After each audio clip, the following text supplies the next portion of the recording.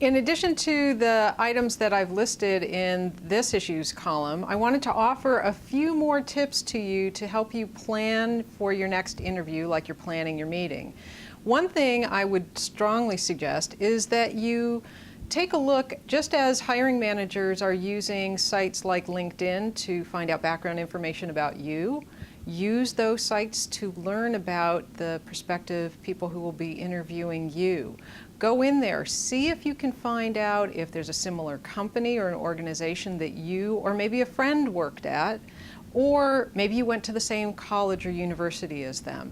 Find some way to create that connection in the conversation when you're going in for your interview. Another way to create a connection is to look more deeply at their website in terms of their event calendar, and take a look at the meetings and conferences that they produce, the trade shows that they're exhibiting at.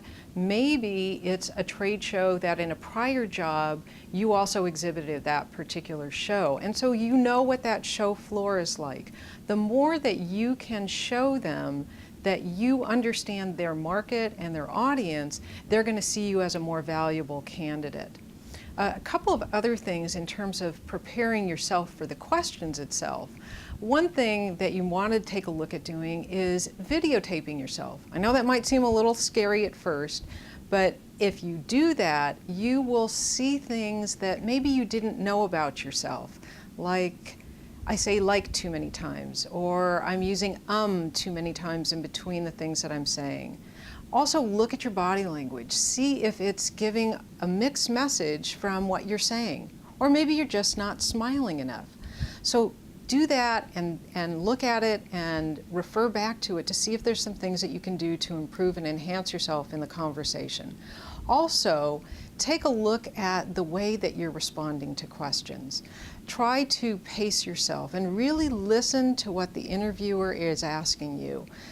Try not to be so impatient and try and over-anticipate what you think they're going to be asking you. You want to be careful that you're not trying to second guess what kind of information they really want from you. If you've really sat down and prepared and thought through your responses, you'll be able to think clearly and respond to their questions. And it's okay if you pause for a moment and say, that's an interesting question. Let me think about that one for a second. And also think about behavioral interviews where they're going to ask you about your experiences related to a particular situation.